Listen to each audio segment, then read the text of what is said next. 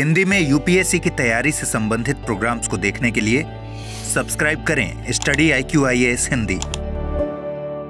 नमस्कार, बहुत बहुत स्वागत है आप सभी का स्टडी IQ IAS हिंदी के इस कार्यक्रम में जिसका नाम है हिंदू हिंदी में। मेरा नाम है अतुल जैन और आप सभी लोग जानते हैं कि इस कार्यक्रम में हम क्या करते हैं। इस कार्यक्रम में हम आज के दिन के द हिंदू और इंडियन एक्सप्रेस, ये जो दो प्रमुख समाचार पत्र हैं जो यूपीएससी के लिए आमतौर पर जरूरी माने जाते हैं, न केवल यूपीएससी के लिए बल्कि और भी कोई पब्लिक सर्विस एग्जामिनेशन होता है तो उनके लिए भी ये वाले समाचार पत्र आवश्यक माने जाते हैं। उनमें आज के दिन के जो प्रमुख संपादकीय हैं उनके बारे में हम चर्चा करने की कोशिश करते हैं, जानते समझते हैं कि यार उसमें हमारे लिए काम के कौन से समाचार आज यहां उपस्थित हैं।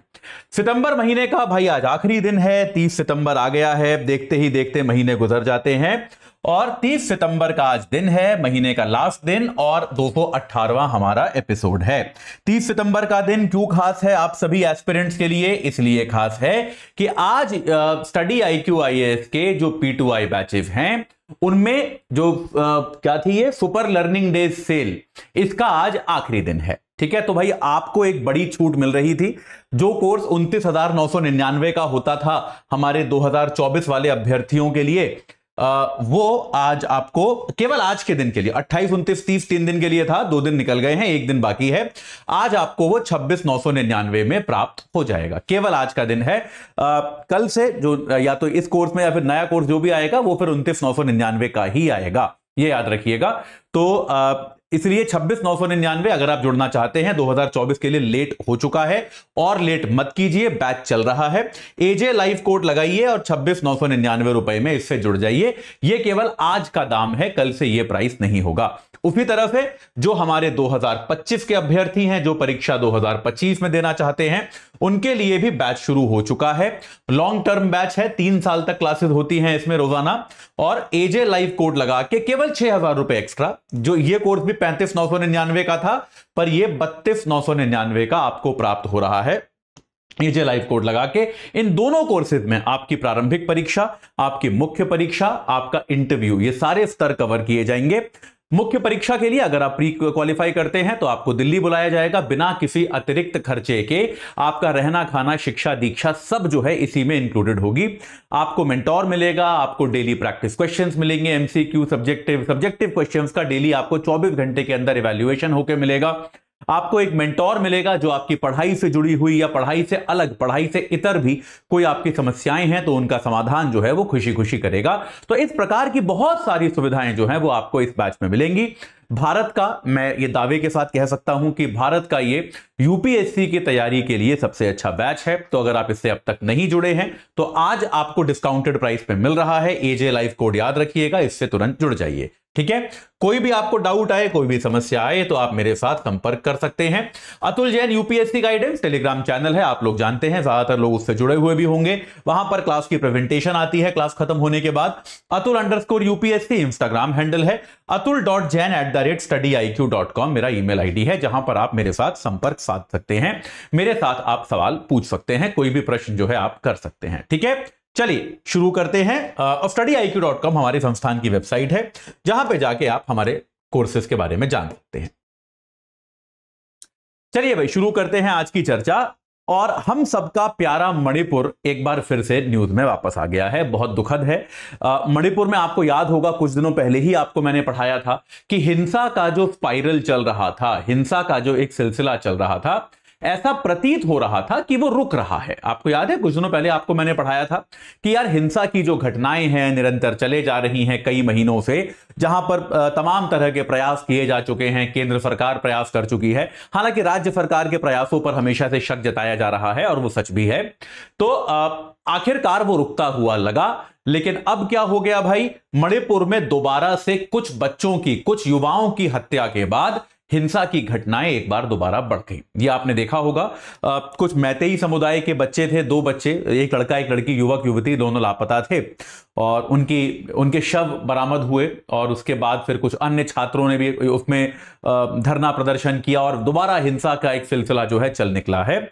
तो यह स्थिति नियंत्रण में आ नहीं रही है। तो ऐसे में सरकार ने क्या निर्णय किया है कि मणिपुर के जो पर्वतीय क्षेत्र हैं वहां पे AFSPA को 6 माह के लिए बढ़ाया गया है। ठीक है, देखिए आप में से बहुत लोग मेरे साथ बहुत दिनों से जुड़े हैं तो आपको जानते होंगे कि मैंने ये पूरा सेग्रीगेशन आपको समझाया है, लेकिन जो लोग नए जुड़े हैं उनको एक बार फिर से बता देता हूं कि अगर आप ये मान लीजिए कि अगर ये आपका मणिपुर राज्य है तो मणिपुर के बीच में यहां पे मैदानी घाटी है, ये इंफाल घाटी है बेसिकली, ये मैदानी है और इसके चारों तरफ यहां पर्वतीय क्षेत्र हैं। ठीक है, पर्वतीय क्षेत्र हैं। तो इंफाल घाटी में आमतौर पे मैतेई वर्ग रहता है और पर्वतीय क्षेत्र जो है यहां पर आमतौर पे कुकी समुदाय जो है वो रहता है। यह फर्क, छोटा सा फर्क है, इसको याद रखिएगा। मणिपुर की घटना की भी जो शुरुआत थी वो वास्तव में इस विघटन, इस अलगाव की ही के कारण ही हुई थी कि भाई मैदानी लोगों को लगता था कि हमारे साथ गलत हो रहा है, पहाड़ी लोगों को लगता था हमारे साथ गलत हो रहा है। छोटा सा मुद्दा था जो बढ़ बढ़ के इतनी बड़ी ऐतिहासिक और मतलब दुर्भाग्यपूर्ण हिंसा में परिवर्तित हो गया। ठीक है, तो अब यार क्या हुआ, AFSPA क्या होता है आप लोग जानते हैं, armed forces special power act. इसमें क्या होता है भाई, AFSPA के अंदर क्या, armed forces special protection act, माफ कीजिएगा, तो AFSPA में क्या किया जाता है, सैन्य बलों को अतिरिक्त शक्तियां दी जाती हैं। देखिए AFSPA एक बड़ा विवादास्पद कानून रहा है। आप लोगों ने नाम सुना होगा, इरोम शर्मिला नाम की एक एक्टिविस्ट थी जो बहुत सालों तक, 15-16 साल तक उन्होंने भूख हड़ताल की थी इस कानून के खिलाफ। तो इस कानून के तहत क्या होता है कि आप जो सैन्य बल होते हैं उनको किसी अशांत क्षेत्र में उनको अतिरिक्त जो है आजादी दी जाती है काम करने की। यानी कि अगर मान लीजिए सैन्य बलों से अगर यहां पर किसी की हत्या भी हो जाती है तो उन पर आप सीधे मुकदमा नहीं चला सकते। तो सैन्य बल अपनी कार्रवाई के दौरान क्या करेंगे, उसमें उन्हें एक तरह से खुला हाथ मिलता है कि आप जो चाहे करें, आप पर कोई कानूनी कार्रवाई नहीं की जाएगी। इसका बहुत दुरुपयोग भी हुआ है, इसमें कोई डाउट नहीं है। लेकिन वास्तविकता में AFSPA जैसे कानून जो होते हैं वो इस तरह की स्थितियों के लिए ही बने होते हैं जब भयंकर, बहुत ही ज्यादा अशांति फैली हुई है, जैसा आप मणिपुर में देख रहे हैं। तो मणिपुर में एक तरह से AFSPA जैसे कानून को लगाना शायद गलत नहीं है। यह बात सही है कि इस समय वहां पर जिस स्तर की अशांति है, जिस स्तर की हिंसा है, शायद सैन्य बलों को ज्यादा शक्तियां चाहिए कि वो अपनी शक्तियों का ज्यादा प्रयोग कर पाएं, तभी शायद वो इसको नियंत्रित भी कर पाएंगे, वरना वो इस प्रकार की समस्या को नियंत्रित नहीं कर पाएंगे। ठीक है, लेकिन यहां पर भी बेटा एक प्रॉब्लम क्या हो गई है कि सरकार ने क्या किया है, AFSPA सरकार 6-6 महीने के लिए बढ़ाती रहती है। बढ़ाया कहां पर है माफ कीजिएगा, केवल पर्वतीय क्षेत्रों में ही AFSPA को बढ़ाया गया है। यानी कि इंफाल घाटी का जो क्षेत्र है वहां पर AFSPA नहीं लगाया गया। जबकि अगर आप हिंसा के पैटर्न देखें तो आप पाएंगे कि इंफाल घाटी में भी भरपूर हिंसा हुई है, इंफाल घाटी में भी भरपूर हत्याएं हुई हैं, लोग मारे गए हैं, आगजनी हुई है, संपत्तियां जलाई गई हैं, सांसदों के घर जलाए गए हैं। ये सारी घटनाएं इंफाल घाटी में भी हुई हैं और ये घटनाएं पर्वतीय क्षेत्रों में भी हुई हैं। तो एक बार फिर से विरोध का स्वर आ रहा है कि अगर आपको विशेष कानून लगाना था तो आपने पूरे राज्य में क्यों नहीं लगाया, या फिर इंफाल घाटी को क्यों छोड़ दिया आपने, जबकि हिंसा तो इंफाल घाटी में भी हुई है ना। तो एक तरह से जो राज्य सरकार पर निरंतर आरोप लगते आए हैं कि वो मैतेई समुदाय को प्रसन्न करना चाहती है, बस कि राज्य सरकार, क्योंकि मुख्यमंत्री स्वयं एक मैतेई हैं, तो वो जो है निश्चित तौर पे वो क्या करना चाहती है, मैतेई समुदाय को अपीज करना चाहती है, उनका तुष्टीकरण करना चाहती है। तो इसीलिए जो कुकी समुदाय के क्षेत्र थे, पर्वतीय क्षेत्र, वहां पर तो आपने AFSPA बढ़ा दिया, लेकिन जो मैदानी क्षेत्र थे, घाटी वाले क्षेत्र थे, जहां पर उतनी ही हिंसा हुई है, ऐसे 19 पुलिस स्टेशन के जो क्षेत्र हैं इंफाल घाटी के, उनको आपने इस प्रतिबंध से बाहर रखा है, AFSPA से बाहर रखा है। इसका कोई औचित्य समझ में नहीं आता, जबकि हिंसात्मक घटनाएं आपकी घाटी में भी पर्याप्त हुई हैं। तो इसको लेकर एक बार दोबारा से विरोध के स्वर जो है वो आने लगे हैं। और यहां पे क्या है कि मैतेई समुदाय को आप कानून के बाहर रख रहे हैं इस नए कानून से, तो इससे भेदभाव की ओर इशारा होता है। और देखिए इंटरेस्टिंग चीज क्या है, मणिपुर में एक बहुत इंटरेस्टिंग चीज जो हुई, जो कि बड़ा डिस्टर्बिंग भी है, वो क्या है कि जब भारतीय सेना की आसाम राइफल्स, भारतीय सेना की बहुत सारी रेजिमेंट हैं, उनमें से एक रेजिमेंट है आसाम राइफल्स, तो भारतीय सेना को जब मणिपुर में भेजा गया स्थिति नियंत्रण करने के लिए, तो आसाम राइफल्स को वहां पर भेजा गया आसाम राइफल्स जो रेजिमेंट है उसको यह जिम्मेदारी दी गई कि आप जाकर वहां पर स्थिति को सामान्य कीजिए। और आप जानते हैं क्या हुआ वहां पर? जो वहां की लोकल पुलिस है उसका आसाम राइफल से कई बार झगड़ा हुआ। आसाम राइफल्स ने खुलकर यह कहा कि भैया स्थानीय पुलिस हमें काम नहीं करने दे रही, शांति बहाल करने नहीं दे रही। और स्थानीय पुलिस ने यह कहा कि यह भारतीय सेना पे आरोप लगाए स्थानीय पुलिस ने कि आसाम राइफल्स जो है उनको जमीनी हकीकत नहीं पता, वो हमें हमारा काम नहीं करने दे रहे।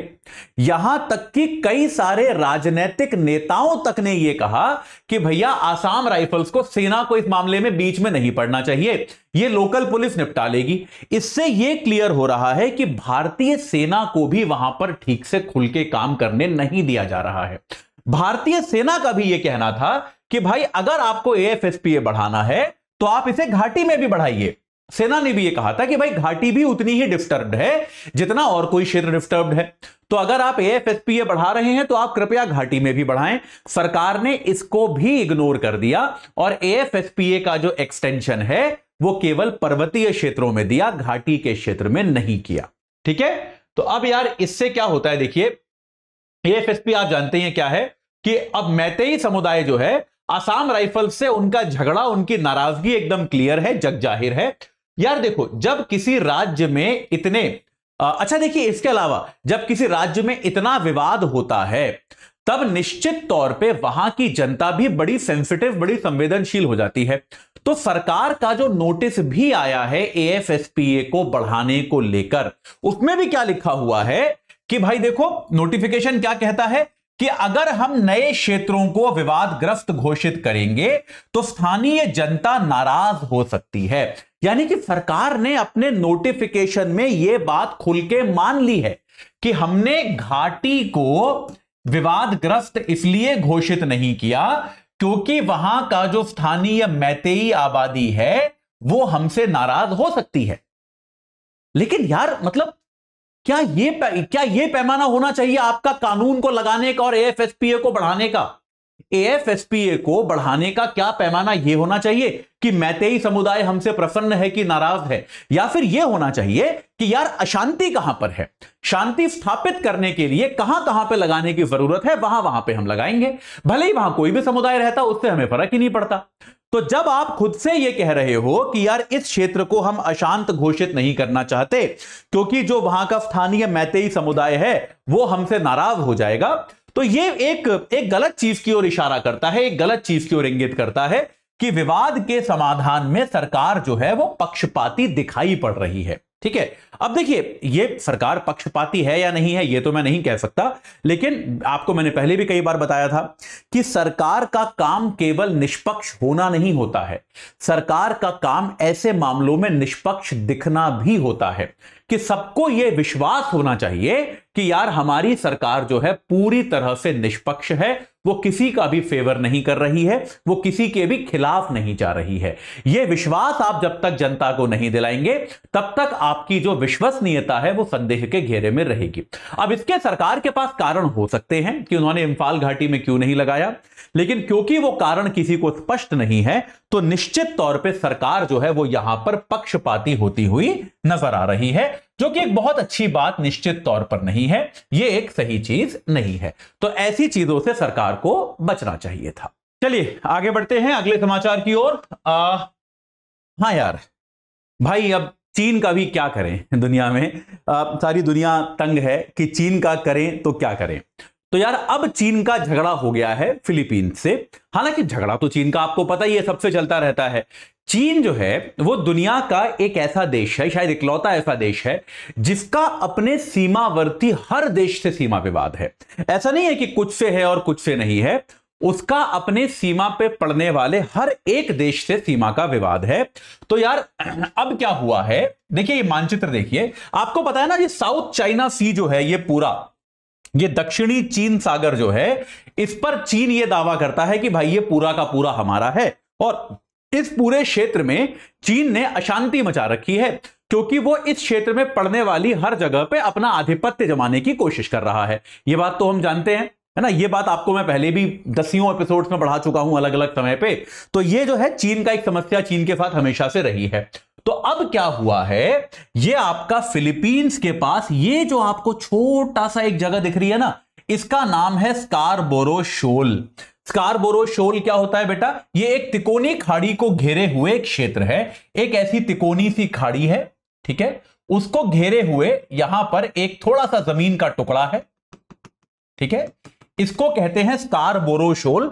आप इसका ये शोल जो होता है एक ज्योग्राफिकल, एक भौगोलिक फीचर होता है, आपको भूगोल में पढ़ाया जाएगा ये, ठीक है। तो आप देख सकते हैं इधर फिलीपींस पड़ता है और इधर चीन है, ठीक है। ये सारी स्थिति जो है यहां पे आपका स्कारबोरो शोल है, ठीक है। और ये देखिए लाइन बनी हुई है चाइनीज क्लेम की। तो चीन ये दावा करता है कि 80% से ज्यादा जो साउथ चाइना सी है वो हमारा है और हमारे आधिपत्य क्षेत्र में भी स्कारबोरो शोल आता है। जबकि स्कारबोरो शोल ये जो क्षेत्र है ये 2012 के पहले पूरी तरह से फिलीपींस का था। जो भी ज्योग्राफिक मॉडल होते हैं उन सब के हिसाब से ये फिलीपींस के आधिपत्य में जो समुद्र है वहां पे आता है और ये फिलीपींस का होना चाहिए। तो भाई क्या हुआ, 2012 के बाद चीन ने फिलीपींस से यह क्षेत्र छीन लिया, ठीक है। एक तरह से छीना तो क्या, ऐसा कोई कब्जा अब्जा नहीं किया, आक्रमण नहीं किया, पर उसने क्या करना शुरू कर दिया, यहां पर जो है अपना आधिपत्य जमाना शुरू कर दिया, दूसरों को यहां आने से रोकना शुरू कर दिया। लेकिन अब क्या हुआ है, चीन ने यहां पर एक 300 फीट लंबा तैरता हुआ बैरिकेड भी लगा दिया था यहां पर, ताकि कोई भी देश जो है इधर किसी भी देश के जहाज जो है इस तरफ ना आने पाए। तो फिलीपींस ने चीन की चुनौती को बहुत बड़ा, एक चीन के कब्जे को एक बहुत बड़ी चुनौती दी है। फिलीपींस ने क्या किया, चीन ने ये जो एक 300 फीट लंबा बैरियर लगाया था उस बैरियर को हटा दिया है। फिलीपींस ने आखिरकार, कोई तो चीन की दादागिरी के सामने खड़ा हुआ।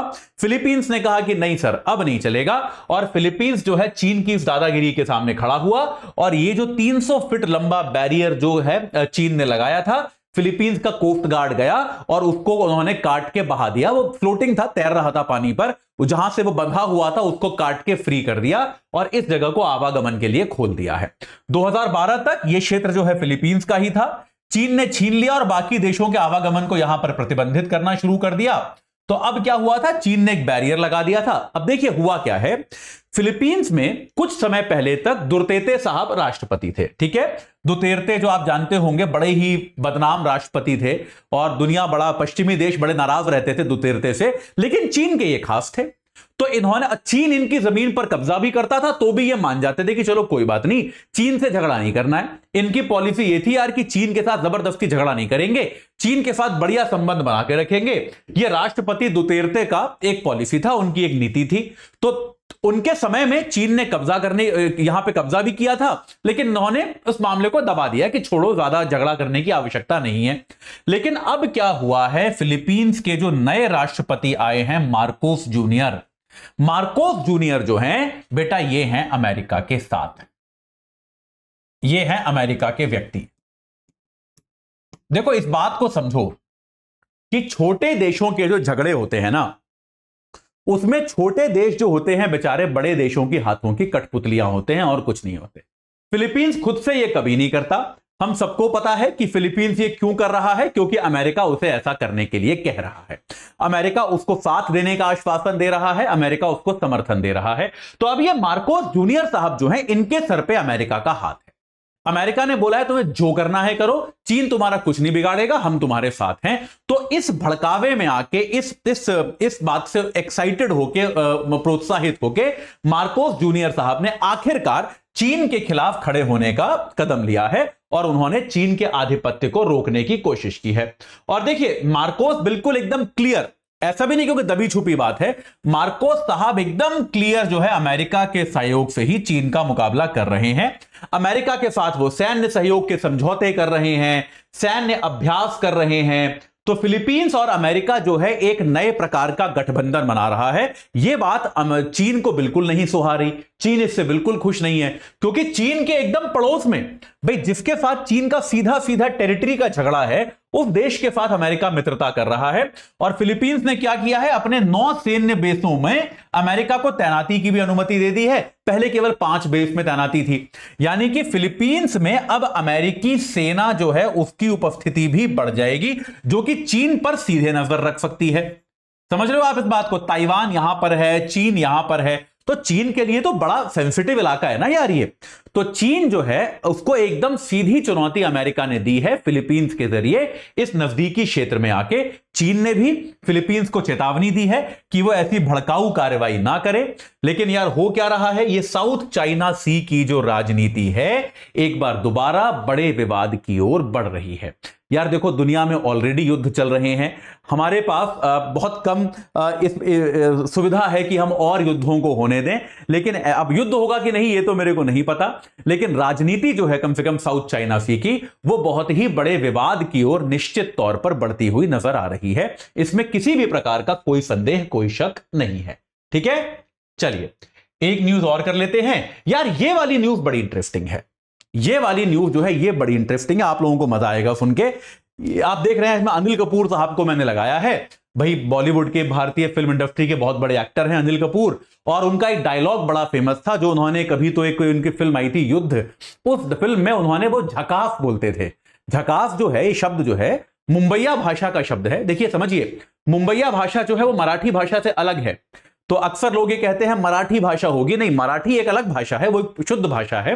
मुंबई में एक थोड़ा सा जिसको हम कहते हैं ना यहाँ की लोकल जो सड़क में जो सड़कों पर जो भाषा बोली जाती है वो मुंबईया भाषा में कोई चीज जो बहुत अच्छी है, वो बहुत शानदार है, उसको आप झकास बोलते हो कि यार क्या झकास है ना। मैं मुंबई में रहता हूं तो आप कहीं खाना खाते हो, यार क्या झकास खाना है, मतलब बोला जाता है मुंबई में, ये एक बोलने का शब्द है बस एक। तो अब क्या हुआ है, अच्छा अनिल कपूर साहब जो हैं उन्होंने अपनी फिल्म में झकास शब्द बोला था, और उसके बाद एक उनके स्टाइल में, अब कोई भी झकास बोलता है तो अनिल कपूर जैसे ही लोगों को फीलिंग आती है कि यार अनिल कपूर ही बोल रहे हैं। और ऐसा केवल अनिल कपूर के साथ नहीं है, जैसे अमिताभ बच्चन का भी एक खास बोलने का अंदाज है ना, वो उस बोलने के अंदाज का आप देखते हैं कितनी नकल की जाती है। लालू प्रसाद यादव के बोलने का अंदाज है, उसकी कितनी नकल की जाती है ना। नवाजुद्दीन सिद्दीकी का, इरफान खान का, सभी का, शाहरुख खान का, इन लोगों के बोलने का अपना एक अलग अंदाज है और उसकी नकल करी जाती है। उसको आमतौर पे लोग जो है दिखाते हैं, रेडियो पे प्रोग्राम्स आते हैं, इस तरह की चीजें होती हैं। अब यहां पे क्या हुआ, दिल्ली हाईकोर्ट जो है उन्होंने क्या किया, अनिल कपूर साहब ने दिल्ली हाईकोर्ट में केस किया, और उस केस में उन्होंने यह कहा कि यार मेरा नाम, मेरा फोटो, मेरा बोलने का अंदाज, मेरे खास डायलॉग, ये अगर मेरी अनुमति के बिना प्रयोग किए जा रहे हैं तो ये तो मेरे अधिकारों का उल्लंघन है ना यार। उनका यह कहना है कि यार आप मेरा फोटो छाप रहे हो, जैसे टी शर्ट छप रही है, ये टी शर्ट का डिजाइन था जहां से मैंने उठाया है, ये एक टी शर्ट का डिजाइन है, टी शर्ट पे अनिल कपूर का फोटो छपा हुआ है, एकदम झकास लिखा हुआ है। अब यार अनिल कपूर कहते हैं कि आपने मेरा फोटो प्रयोग किया, मेरे से अनुमति ली क्या, और टी शर्ट पे ऐसा लगेगा कि ये टी शर्ट की कंपनी को मैं इसका एडवर्टाइजमेंट कर रहा हूं, जबकि मैं तो नहीं कर रहा इसका एडवर्टाइजमेंट। तो यार आप मेरी अनुमति के बिना मेरा व्यक्तित्व, मेरा नाम, या फिर आप कोई अपना कॉमेडी शो चलाते हैं, वहां पे आप मेरी मिमिक्री करते हैं, मेरी तरह बोलते हैं, तो यार ये सारी चीजें मेरी अनुमति के बिना नहीं होनी चाहिए ना। तो दिल्ली हाईकोर्ट ने एक आदेश में क्या कहा कि 16 कंपनियों को यह आदेश दिया कि वो अभिनेता अनिल कपूर के नाम, व्यक्तित्व, उनके जैसी आवाज, संवाद बोलने पे दिल्ली हाईकोर्ट ने रोक लगा दी कि आप ऐसा नहीं कर सकते। अब यार ये थोड़ा विवादास्पद है। देखिए इसमें हाईकोर्ट ने क्या रीजनिंग दी कि यार हमको पर्सनैलिटीज को, जो हमारे कलाकार हैं उनको हमें किसी ना किसी प्रकार से तो सुरक्षा देनी पड़ेगी ना। भाई आजकल जमाना है जनरेटिव एआई का, डीप फेक का, आपको मैंने बताया। तो भाई अनिल कपूर के वकील ने भी कोर्ट में यह कहा कि यार मेरा क्लाइंट जो है अनिल कपूर साहब जो है वो एक्टर हैं, उनका चेहरा, उनकी आवाज यूज करके कल को कोई पोर्नोग्राफिक सिनेमा बना देगा और ऐसा प्रतीत होगा कि अनिल कपूर ने पोर्नोग्राफिक सिनेमा में एक्टिंग करी है जबकि उन्होंने नहीं करी। तो भाई इससे तो उनका पैसे का भी नुकसान हो रहा है, उनकी प्रतिष्ठा को भी नुकसान पहुंचेगा, तो आपको इसको तो रोकना पड़ेगा ना। कोर्ट ने क्या किया, इस रीजनिंग को मान लिया और ये कह दिया कि भाई ये झकास बोलने का जो तरीका है, उनका चित्र, उनका स्टाइल जो है वो अनिल कपूर की संपत्ति है और इसका विशिष्ट प्रयोग वही कर सकते हैं और कोई नहीं कर सकता, उनकी अनुमति के बिना इसका प्रयोग नहीं किया जा सकता। अब यहां पर जो लेखिका हैं वो ये कहती हैं कि भाई देखो, कोर्ट ने अपने आदेश में ये यहां तक प्रतिबंध लगा दिए हैं कि इस तरह के फोटोज या इस झकास, एकदम झकास इस तरह के डायलॉग्स का प्रयोग अब किसी भी टी शर्ट, कीरिंग वगैरह पर भी नहीं किया जा सकता, क्योंकि कोर्ट ने यह कहा है कि भैया ये तो अभिनेता के पैसे कमाने के तरीके हैं ना। अभिनेता कैसे पैसे कमाता है? भाई कोई भी अभिनेता फिल्मों से तो थोड़े ही पैसे कमाता है ना, बाकी पैसे तो एडवर्टीजमेंट करके कमाते हैं। ये तो आप जानते ही हो ना कि फिल्म एक्टर्स अगर अपनी फिल्मों से एक्स अमाउंट ऑफ रुपीज कमाते हैं तो एडवर्टीजमेंट करके वो 100x कमाते हैं। असली उनका घर जो चलता है वो एडवर्टीजमेंट से चलता है या इवेंट्स में जाके चलता है। तो फिल्में तो साल में 1-2 आती हैं, उनसे उनका काम थोड़ा ना चलता है। काम चलता है एडवर्टीजमेंट से या फिर उनके प्रमोशनल एक्टिविटीज जो होती है उनसे काम चलता है। ठीक है, तो ये अभिनेता के जीवन यापन के अधिकार का हिस्सा है कि अपनी आवाज, अपने डायलॉग, अपने व्यक्तित्व की वो रक्षा कर पाए। ये उसके जीवन यापन के अधिकार का हिस्सा है। दिल्ली हाईकोर्ट ने इसमें यह स्टैंड लिया।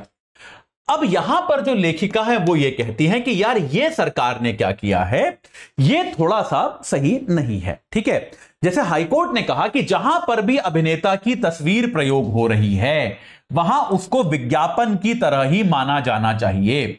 और एडवर्टीजमेंट में तो आप बिना परमिशन के यूज नहीं कर सकते ना।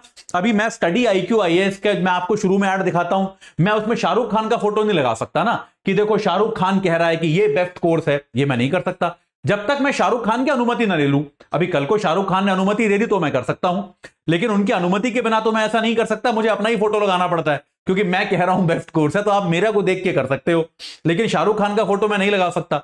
तो कोर्ट ने यह कहा कि जहां पर भी अभिनेता का फोटो यूज हो रहा है वो सारा विज्ञापन है। पर लेखिका यह कहती है कि ऐसा जरूरी नहीं है।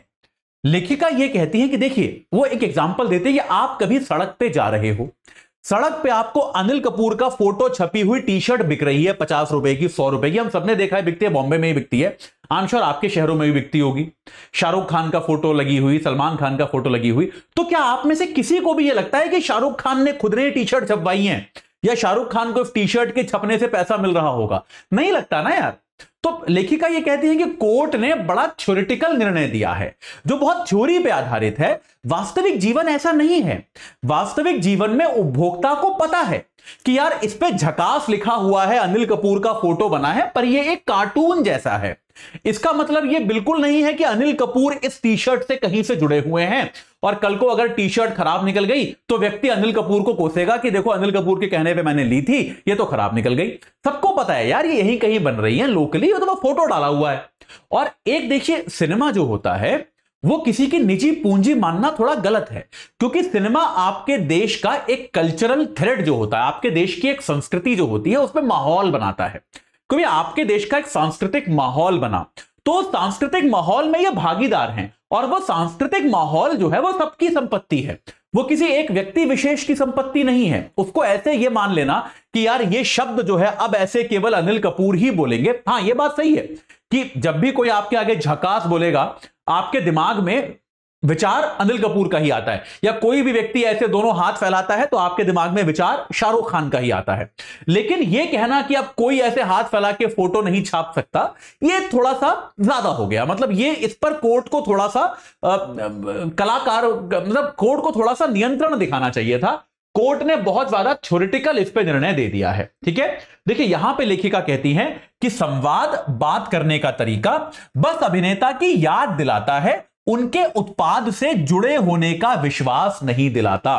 तो अगर आप एक टी शर्ट खरीदोगे जिस पे झकास लिखा होगा, उसको देखकर आपको अनिल कपूर की बस याद आएगी। ऐसा नहीं होगा कि आप बोलोगे हाँ यार ये तो अनिल कपूर ने ही छपवाई है टी शर्ट। ऐसा होता लगता है आप में से किसी को कि आप कोई टी शर्ट लाते हो जिसपे शाहरुख खान का कोई डायलॉग लिखा होता है या अमिताभ बच्चन का डायलॉग लिखा होता है कि डॉन को पकड़ना नामुमकिन है, जो भी उनका डायलॉग था, तो आपको किसी को ऐसा लगता है क्या कि अमिताभ बच्चन ने छपवाई है टी शर्ट? अरे नहीं यार, वो आपको बस याद आती है, हाँ यार वो एक्टर था। और यही तो संस्कृति है, यही तो कल्चर है ना। सिनेमा ऐसे तो कल्चर डेवलप करता है कि यार आप जो है एक चीज देखते हो, आपको उसे किसी दूसरे व्यक्ति की याद आती है, इससे आपकी संस्कृति का विकास होता है। इसके अलावा लेखिका एक और इंपॉर्टेंट बात कहती हैं कि यार संवाद और अभिनेता का स्टाइल सिर्फ अभिनेता का नहीं होता। अनिल कपूर साहब ने अपनी फिल्म में एकदम झकास बोला, वो मशहूर हो गया। क्या ये उन्होंने ही लिखा था क्या? या फिर डॉन को पकड़ना मुश्किल ही नहीं नामुमकिन है, ये अमिताभ बच्चन ने लिखा था क्या? या शाहरुख खान ऐसे हाथ फैलाएंगे, ये शाहरुख खान ने सोचा था क्या? भाई कोई तो टीम में लेखक रहा होगा, कोई तो डायरेक्टर रहा होगा, कोई तो कॉस्ट्यूम वाला व्यक्ति रहा होगा, कोई उनका बोलने का कोच रहा होगा। भाई हजारों लोगों की टीम है, किसी ने कैमरा एंगल ठीक से लगाया होगा ताकि वो पिक्चर ठीक से कैद हो पाए। तो इसमें तो उन सबका योगदान है ना भाई, सबका योगदान है कि नहीं भाई? चलो अगर आप बेसिक भी लो तो जिसने संवाद लिखा उसका ज्यादा बड़ा योगदान है कि डिलीवर करने वाले का ज्यादा बड़ा योगदान है? बड़ा मुश्किल काम है इसको तय करना, लेकिन योगदान दोनों का है। तो इसको केवल अनिल कपूर की संपत्ति मान लेना अपने आप में गलत है कि यार उनका स्टाइल जो है, उनका बात करने का तरीका, उनके डायलॉग अनिल कपूर की संपत्ति थोड़े ना है यार। वो तो अनिल कपूर एक अभिनेता है, अगर इस फिल्म में अनिल कपूर की जगह कोई और होता तो वो भी यही करता।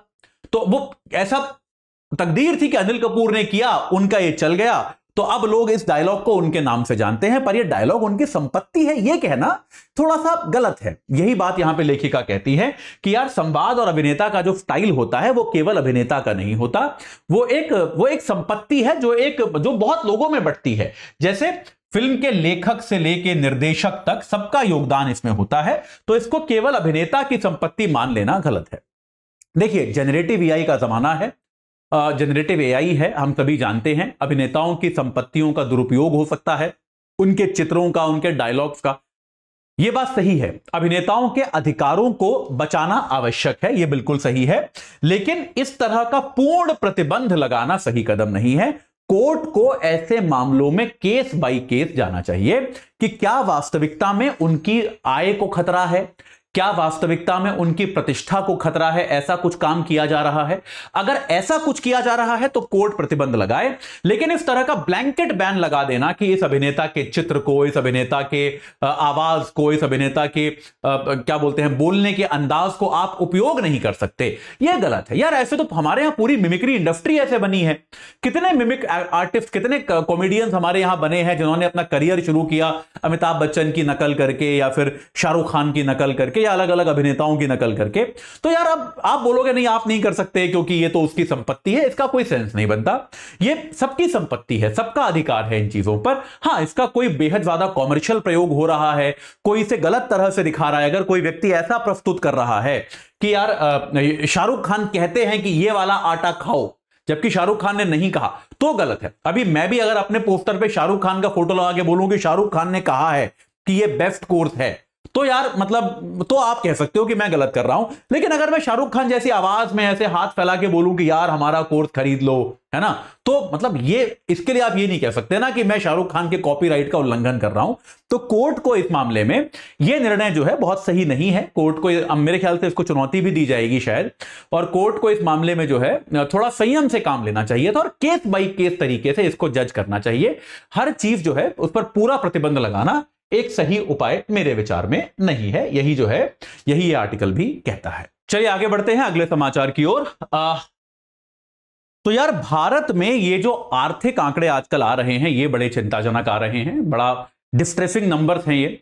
तो अब देखिए इसमें क्या है, आपको याद होगा 2-4 दिन पहले आपको मैंने परसों आपको पढ़ाया था ना कि जीडीपी के तौर पे हम कहते हैं कि हमारा देश जो है वो दुनिया का फास्टेस्ट ग्रोइंग जीडीपी वाला देश है ना, 7.5-8% का हम दावा करते हैं।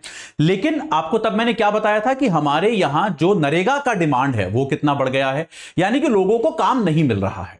तो क्या जीडीपी एक सही तरीका है देश के अर्थव्यवस्था का मापन करने का या इस बात का आकलन करने का कि देश की अर्थव्यवस्था कैसे चल रही है, या हमें किसी और तरीके की ओर जाना चाहिए? यह चर्चा हमने अभी 1 आध दिन पहले करी थी। तो आज उसी श्रृंखला में एक आंकड़ा आया है, आरबीआई का एक आंकड़ा आया है परिवारों की बचत का। भारत में हाउस सेविंग जो होती है, हाउस सेविंग क्या होती है बेटा? आपके और मेरे जैसे परिवार, आम परिवार जो है, भाई हम लोग साल में जितने पैसे कमाते हैं उसमें से काफी हद तक हम बचा ही लेते हैं ना यार। मतलब हम क्या करते हैं, हम जो पैसे कमाते हैं उसमें से कुछ हम बचाते हैं और बचा के हम उन्हें बैंकों में रखते हैं। भाई आप भी यही करते होगे, मैं भी यही करता हूं कि हमको जितने भी पैसे महीने के मिलते हैं उसमें से हम कुछ हिस्सा जो है, एक अंश जो है बैंकों में डाल देते हैं और उसको सुरक्षित रख लेते हैं। ठीक है, ये हम करते आए हैं।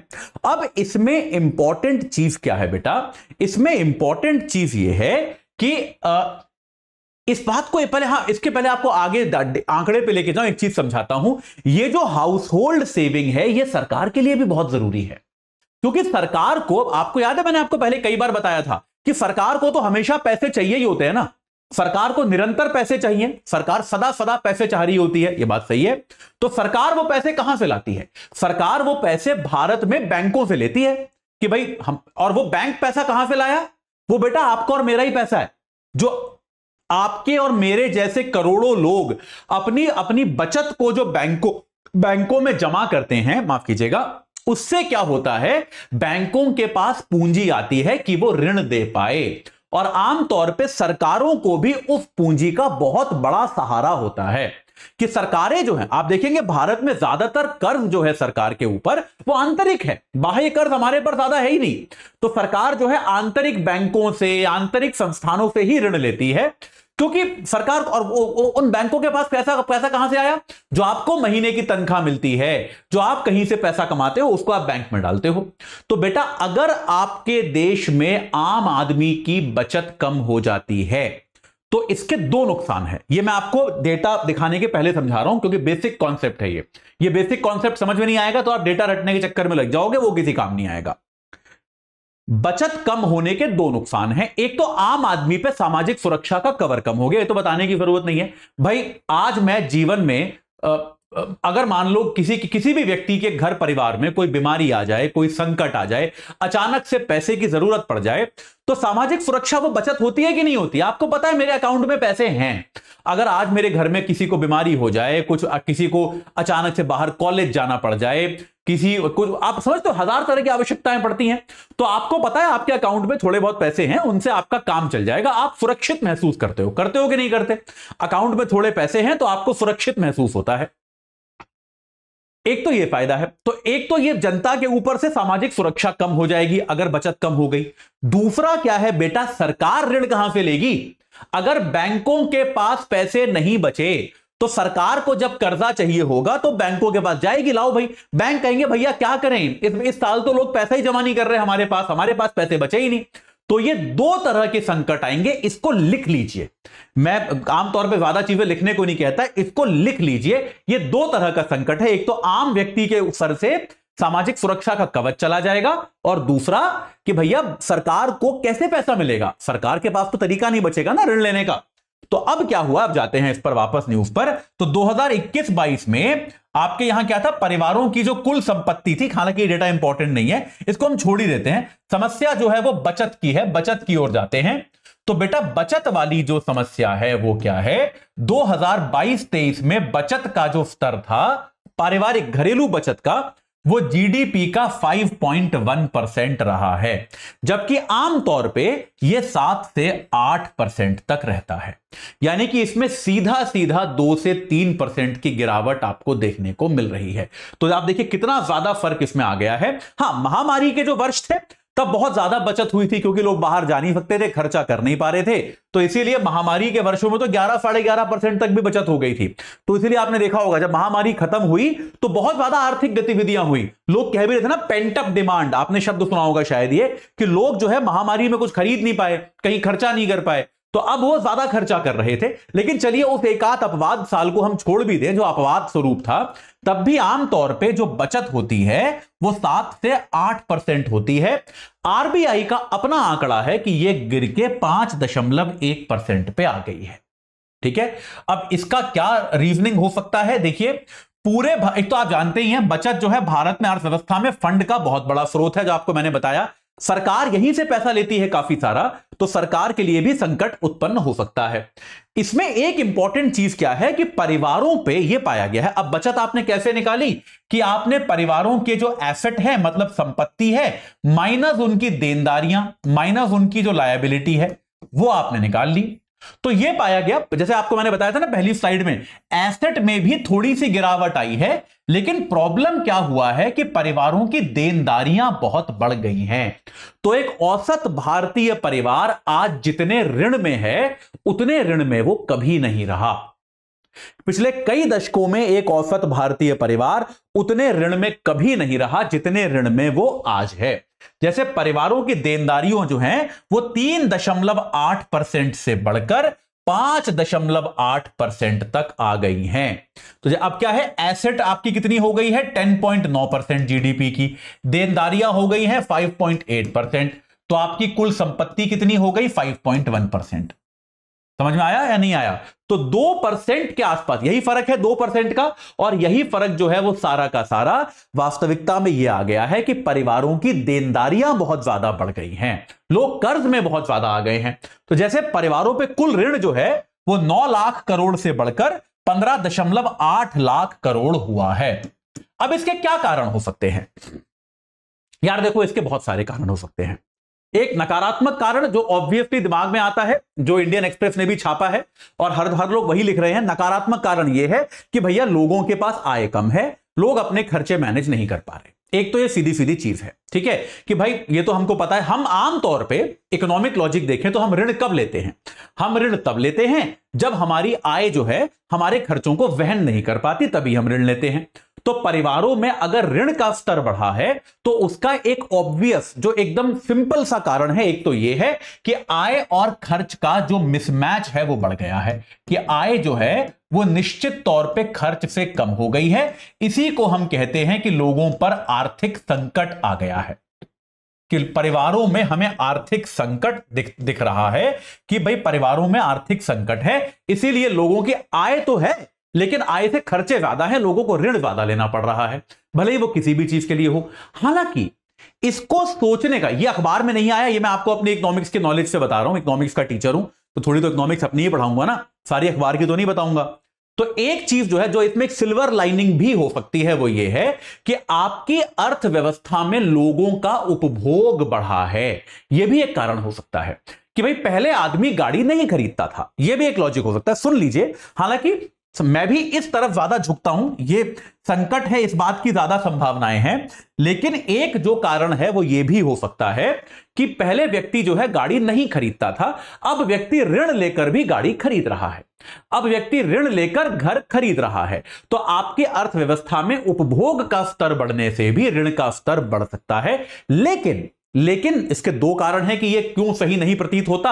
एक तो पूरी अर्थव्यवस्था में कितने लोग ऐसा कर रहे होंगे जो ऋण लेकर गाड़ियां, ऋण लेकर घर खरीद रहे होंगे? शायद 1% लोग। उससे आपके पूरे जीडीपी की 2% गिरावट आ जाए, यह थोड़ा सा मुश्किल लगता है। और दूसरी चीज यार ये है कि मतलब एक चीज तो ये है और दूसरा ये है, आपकी अर्थव्यवस्था में आमतौर पर मांग में उतनी वृद्धि नजर नहीं आती। भाई अगर गाड़ियां लोग ज्यादा खरीद रहे हैं, घर लोग ज्यादा खरीद रहे हैं, तो मांग में उस तरह की वृद्धि दिखनी चाहिए थी ना, वो मांग की वृद्धि भी आपको नजर नहीं आती। इसीलिए संकेतक यही है कि भारत के परिवारों के पास आय और व्यय का जो असंतुलन है वो शायद बढ़ गया है, उस पर हमें ध्यान देने की आवश्यकता है। ठीक है, यह बात क्लियर हो गई, इतनी सी बात थी, यह आपको मुझे बतानी थी। चलिए, आज का आखिरी आर्टिकल है, आज का आखिरी आर्टिकल जल्दी से कर लेते हैं। समय आज हमारे पास रहेगा, लेकिन चलिए अच्छी बात है, 5 आर्टिकल्स हमें करने थे, 5 हम कर लेंगे। तो अंतरराष्ट्रीय व्यापार और अपीलीय तंत्र। यार देखो, कहीं पर भी अगर कोई भी न्यायिक व्यवस्था होती है, उस न्यायिक व्यवस्था में अगर अपील ना हो तो उसका कोई मतलब है क्या? आप ये बताइए। लोकतंत्र में या कहीं पर भी, आप किसी भी जगह देख लो, अगर आपके जिले में जो जिला जज बैठता है उसको अगर ऐसा लगे कि यार मेरे निर्णय के खिलाफ तो अपील कोई कर ही नहीं सकता, तो आपको ऐसा नहीं लगता कि वो तानाशाह बन जाएगा या वो कुछ तो गलत फलत निर्णय देना शुरू कर देगा? हर व्यक्ति को पता है कि यार मेरे निर्णय के विरुद्ध अपील की जा सकती है। यहां तक कि सुप्रीम कोर्ट को भी पता है कि यार हमारे निर्णय के विरुद्ध भी आप अपील कर सकते हो, हमारे को ही करोगे लेकिन अपील कर सकते हो। तो इसीलिए किसी भी न्यायिक प्रक्रिया में अपील होना बहुत जरूरी है। अगर अपील नहीं है तो यह एक बहुत बड़ी चुनौती है आपकी न्यायिक प्रक्रिया के साथ। तो अब क्या है, डब्ल्यूटीओ में विवाद के निपटारे की व्यवस्था को बेटर करने के लिए G20 में एक संकल्प पारित हुआ। डब्ल्यूटीओ आप लोग जानते ही हो, दुनिया भर में भाई देश आपस में व्यापार करते हैं, उन व्यापारों में तमाम तरह के झगड़े फसाद होते हैं, डब्ल्यूटीओ उनका निपटारा करता है, डब्ल्यूटीओ बेसिकली उनको सुलझाता है। ठीक है, अब डब्ल्यूटीओ में भी एक न्यायिक प्रक्रिया है कि भाई देशों में आपस में झगड़े होते हैं, हमेशा तो झगड़े नहीं सुलझते, बात सही है ना? तो अब झगड़े हमेशा नहीं सुलझते हैं तो फिर कई बार क्या होता है, लोग डब्ल्यूटीओ में न्याय मांगने जाते हैं। तो डब्ल्यूटीओ का इनफैक्ट जो सबसे इंपॉर्टेंट काम है वो इन विवादों का निपटारा ही है। ठीक है, तो जैसे आप देखिएगा, मैं आपको एग्जांपल देता हूं, यहां पे आर्टिकल हमको डेटा देता है, जैसे 1995 में जब से WTO बना, ये 493 आदेश दे चुका है, जो कि एक बहुत बड़ा नंबर है। क्योंकि देखिए, अंतर्राष्ट्रीय न्यायालय जो हेग में है वो 1947 से है, लेकिन अब तक उसने केवल 190 निर्णय दिए हैं। तो पिछले 25-28 सालों में 493 आदेश जो है WTO दे चुका है। यानी कि इसकी न्यायिक प्रक्रिया जो है वो काफी ज्यादा प्रयोग होती है, काफी ज्यादा इस्तेमाल होती है, ठीक है। लेकिन हो क्या रहा है कि अमेरिका जो है, देखिए कितनी हैरानी की बात है कि WTO हमेशा से अमेरिका का हथियार माना जाता था, अमेरिका इसको बढ़ावा देता था। अब अमेरिका ही जो है इसकी न्यायिक प्रक्रिया को तबाह करने पर तुला हुआ है। 2019 से अमेरिका इसके अपीलीय संस्थान में नियुक्तियां रोके हुए है। वरना WTO में क्या होता था, एक सामान्य पहले सुनवाई होती थी, उसके खिलाफ आप अपील कर सकते थे। अपीली व्यवस्था में जो नियुक्तियां हैं, अमेरिका उनको रोक के बैठा हुआ है, वो नियुक्तियां ही नहीं होने दे रहा है। तो ऐसा लगता है कि अमेरिका जो है वो अब इन अंतरराष्ट्रीय जो संस्थान जो आपस में निर्णय करते हैं, इनमें अब अमेरिका मानता नहीं है। एक जमाना था जब अमेरिका हर चीज में कहता था कि यार हमको अंतरराष्ट्रीय न्याय व्यवस्था बनानी है, न्याय व्यवस्था लेके आनी है। अब अमेरिका कहता है हम नहीं मानते। कई बार तो WTO के निर्णयों को अमेरिका मानने से खुल के इनकार कर चुका है कि हम नहीं मानेंगे, ठीक है। और देखिए अब अमेरिका क्या चाहता है, विवाद निपटारे को अंतरराष्ट्रीय न्याय संस्थानों से अलग करना चाहता है कि हम अपने अपने देश की कोर्ट में निपटाएंगे, ये WTO वगैरह को हम ज्यादा भाव नहीं देंगे, इस प्रक्रिया में हम ज्यादा इन्वॉल्व नहीं होंगे। ऐसा एक अमेरिका का तंत्र जो है, ऐसा एक अमेरिका की व्यवस्था हमको होती हुई प्रतीत होती है, ठीक है। अब एक और क्षेत्र देखिए, इस बात को समझिए। अब ये तो केवल WTO की बात हो गई। इसके अलावा जब कहीं पर निवेशक होते हैं, मान लीजिए कोई विदेशी निवेशक आपके देश में निवेश कर रहा है, तो निवेशक और उस देश का, राज्य का मतलब यहां पे सरकार से है, निवेशक और उस सरकार के विवाद समझौते के लिए भी अभी क्या होता है, हर मामले पे एक अलग अलग ट्राइब्यूनल बनता है। जैसे मान लो भारत और यूरोपियन यूनियन का एक व्यापार समझौता हुआ। अब व्यापार समझौते की जो भाषा होती है वो कानूनी भाषा होती है। तो किसी बात को लेकर मान लीजिए भारत सरकार या किसी राज्य की सरकार और यूरोपियन यूनियन की जो कंपनी भारत में निवेश कर रही है, उसमें विवाद हो गया। तो उस विवाद को निपटाने के लिए एक अधिकरण बनाया जाता है, एक ट्राइब्यूनल बनाया जाता है, जो उस मामले को पढ़ता है, उस मसौदे को पढ़ता है और उसके आधार पर अपना निर्णय देता है। अब क्या हो जाता है यार कि अलग अलग मामले पर अलग अलग निर्णय कई बार आते हैं कि भाई ट्रीटी सेम ही है, लेकिन एक बार एक अधिकरण बना, उसने एक तरह का निर्णय दिया, दूसरी बार दूसरा अधिकरण बना, उसने एकदम अलग तरह का निर्णय दे दिया। तो एक ही संधि के प्रावधानों को लेकर यह मतभेद जो है आपको यहां पर आमतौर पे देखने को मिलता है। तो लेखक यहां पे क्या कहते हैं कि यहां पर भी हमको अपीलीय तंत्र की आवश्यकता है कि भाई ये निवेशक राज्य विवाद भी जो होते हैं उनमें ठीक है, आप हर चीज के लिए ट्राइब्यूनल बनाइए, कोई दिक्कत नहीं है, लेकिन भाई आपने अलग अलग तरह के अधिकरण बना दिए, वो निर्णय ले रहे हैं, लेकिन उनके ऊपर एक अपील की व्यवस्था होनी चाहिए कि अगर कहीं पर कोई प्रॉब्लम हो तो अपील के माध्यम से उनको सुलझाया जा सके। यह एक प्रक्रिया हमको स्थापित करने की बहुत ज्यादा जरूरत है, ऐसा यहां पे लेखक कहते हैं। उससे क्या होगा, जो एक ही नीति का अलग अलग विवेचन किया जाता है उस पर रोक लगेगी कि यार एक ही नीति को आप अलग अलग तरह से विवेचित कर रहे हो, वो गलत है, उस पर रोक लगेगी और इसमें एक प्रकार की एक रूपता आएगी। तो इसीलिए हमको एक शक्तिशाली होना चाहिए, ये एक शक्तिशाली अपीलीय संस्थान की आवश्यकता है, न सिर्फ WTO में बल्कि निवेशक राज्य आपके यहां जो विवाद होते हैं उनके लिए भी। तो किसी भी तरह का अंतरराष्ट्रीय व्यापार जहां होता है बेटा, वहां पर हमको एक रूपता लाने के लिए एक तरह का अपीलीय तंत्र बनाना आवश्यक है। यह बात यह आर्टिकल कहता है, ठीक है। चलिए आगे बढ़ते हैं और अब हम चलते हैं आज के प्रश्नों पर। लेकिन प्रश्नों के पहले अब से 1 घंटे बाद जो है बैच की अगली क्लास होगी। जो लोग जुड़े नहीं हो जुड़ जाओ। आज इस सेल का बेटा लास्ट डे है, AJ लाइव कोड लगाना है। 2024 वाले बच्चों को मिलेगा कोर्स 26,999 में और 2025 वाले जो हमारे छात्र हैं उनको P2I बैच मिलेगा 32,999 में। तो आप याद रखिए, तुरंत जुड़ जाइए, आज के बाद ये सेल नहीं है, आज लास्ट डे है। इमीडिएटली आप इस बैच से जुड़िए, ये बहुत आवश्यक है, ठीक है। आपको सुविधाएं पता हैं। P2I जो है अपने आप में संपूर्ण कोर्स है, आपकी पूरी तैयारी को मैनेज करेगा, आपकी तैयारी जो है उसको संतुलित करेगा, समयबद्ध तरीके से पूरा कराएगा, आपको प्रीलिम्स मेंस इंटरव्यू सबकी तैयारी कराएगा। छपी हुई किताबें आपके घर पहुंचेंगी, प्रिंटेड नोट्स आपको मिलेंगे, आपको हैंड रिटन नोट्स मिलेंगे, क्रक्स मिलेगा, daily MCQ, daily subjective questions मिलेंगे, सब्जेक्टिव क्वेश्चंस का 24 घंटे के अंदर इवैल्यूएशन होकर मिलेगा, मेंटोर मिलेगा। प्री क्लियर करते हो तो मेंस की तैयारी के लिए दिल्ली बुलाया जाएगा, बिना किसी अतिरिक्त खर्चे के आपको दिल्ली में रखा जाएगा। बहुत सारी सुविधाएं, बेसिकली ये कोर्स ले लो और कुछ लेने की आवश्यकता नहीं है। तो नहीं जुड़े हो तो आज जुड़ जाओ, अभी कुछ घंटे में ये सेल खत्म हो जाएगी। 32,999 में 2025 वाला और 26,999 में 2024 वाला। नहीं जुड़े हो तो तुरंत जुड़ जाओ, ठीक है। मेरे साथ संपर्क करने के तरीके आप जानते ही हो। Atul Jain UPSC guidance Telegram channel है, अतुल_UPSC इंस्टाग्राम है, atul.jain@studiiq.com मेरा ईमेल आईडी है। चलिए अब जल्दी से आज के सवाल देख लेते हैं। आज के हमारे सवाल क्या हैं, इनमें से आप सत्य कथन पहचानिए। स्कारबोरो शोल जो है वो हिंद महासागर में स्थित है। हिंद महासागर में है क्या पढ़ाया था? साउथ चाइना सी में है, तो गलत हो गया। हिंद महासागर में नहीं है, साउथ चाइना सी में है, ठीक है। इस पर चीन और फिलीपींस अपना अधिकार जताते हैं, बिल्कुल सही बात है। उसी को लेकर विवाद चल रहा है, तो पहला कथन गलत हो गया, दूसरा आपका सही हो गया, ठीक है। अगला क्या है, फिर से आपको सत्य कथन पहचानने हैं। घरेलू बचत घटने से बैंकों के पास देने के लिए पूंजी घटेगी, सही बात है। जो हम लोग घरेलू बचत अपनी बैंकों में जमा करते हैं, बैंक के पास पूंजी वही तो आती है, काफी बड़ी मात्रा में वही पूंजी है, तो यह बात सही है। परिवारों पर अधिक ऋण उनको असंगठित ऋण की ओर लेकर जा सकता है। यह बड़ा इंटरेस्टिंग पॉइंट है, यह मुझे आपको वहां भी बता सकता था। देखो, अगर परिवारों के पास बहुत ज्यादा ऋण हो जाएगा, देखो परिवारों के ऊपर अगर ऋण की बहुत ज्यादा आवश्यकता हो जाएगी, भाई देखो हर व्यक्ति की ऋण लेने की क्षमता होती है। जैसे मैं मान लीजिए मेरे को संगठित क्षेत्र से 50 लाख तक का ऋण मिल सकता है कि भाई मेरी उतनी ही हैसियत है, उतनी ही आय है, बैंक जो है मुझे 50 लाख का ही ऋण देगा। मान लीजिए एग्जांपल के लिए कह रहा हूं, 10 लाख रुपए का ऋण देगा बैंक मुझे। अब क्या है, लेकिन मुझे उससे ज्यादा ऋण चाहिए, तो मैं कहां जाऊंगा? तो मैं असंगठित क्षेत्र में जाऊंगा कि नहीं जाऊंगा?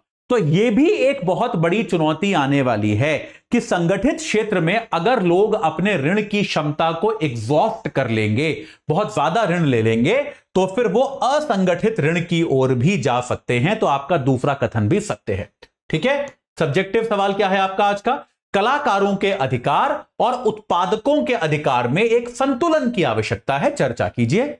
अनिल कपूर वाला जो आपको केस बताया मैंने कि यार कलाकारों का अधिकार है कि वो अपने व्यक्तित्व से पैसे कमाएं, लेकिन उत्पादकों का भी अधिकार है कि वो जनरल एक जो सांस्कृतिक जो बात चल रही है उसके आधार पे वो चीजें बनाएं। तो इन दोनों में संतुलन की आवश्यकता है। आप केस बाय केस तय करें कि कहां पे ये उल्लंघन हो रहा है, कहां पे नहीं हो रहा। जनरल आदेश दे देना कि नहीं नहीं आज से कोई किसी का फोटो यूज नहीं करेगा, इसका कोई औचित्य नहीं है, इसका कोई सेंस नहीं है। वही आप उदाहरण जो मैंने आपको दिए, उन्हीं उदाहरणों के माध्यम से आप कमेंट सेक्शन में इसका उत्तर लिखने का प्रयास कर सकते हैं, ठीक है। चलिए भाई, तो आज के लिए इतना ही। बहुत बहुत धन्यवाद आज की मेरी क्लास से जुड़ने के लिए। कल संडे है, परसों 2 अक्टूबर है, तो आपसे अब मेरी मुलाकात होगी 3 तारीख को, यानी कि क्या दिन पड़ेगा? मंगलवार। मंगलवार को मैं आपसे मिलूंगा हिंदी में हिंदू के अपने सत्र के साथ, और जुड़े रहेंगे आपके साथ। कोई करंट अफेयर्स का समाचार आएगा तो लेकर आपके सामने उपस्थित होऊंगा। लॉन्ग वीकेंड पड़ रहा है, व्यर्थ मत कीजिएगा, पढ़ाई लिखाई कीजिएगा, ध्यान दीजिएगा अपने ऊपर, पढ़ते लिखते रहिए। और कोर्स से अगर नहीं जुड़े हो, जुड़ने की इच्छा है तो तुरंत जुड़ जाओ, लेट मत करना, डिस्काउंट केवल आज तक है, ठीक है। चलिए, इस सेशन से आज जुड़ने के लिए आप सभी का बहुत बहुत धन्यवाद। हिंदी में यूपीएससी की तैयारी से संबंधित प्रोग्राम्स को देखने के लिए सब्सक्राइब करें स्टडी IQ IAS हिंदी।